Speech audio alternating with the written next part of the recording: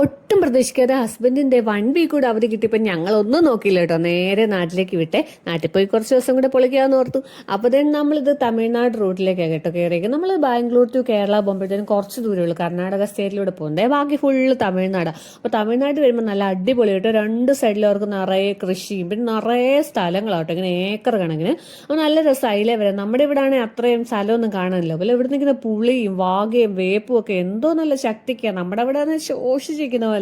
അപ്പം നമ്മൾ കയറി കുറച്ച് നേരം കഴിഞ്ഞപ്പോഴത്തെ ആര്യക്കുട്ടി നല്ല ഉറക്കം പിടിച്ചിട്ടുണ്ട് കേട്ടോ.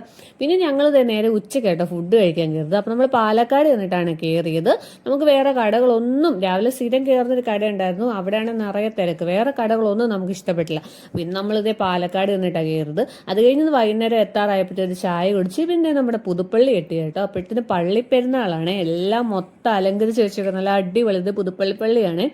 അപ്പം ഇനിയിപ്പോൾ അടുത്ത ദിവസങ്ങളിൽ പുതുപ്പള്ളി വരുന്ന വ്ലോഗൊക്കെ കാണും കേട്ടോ.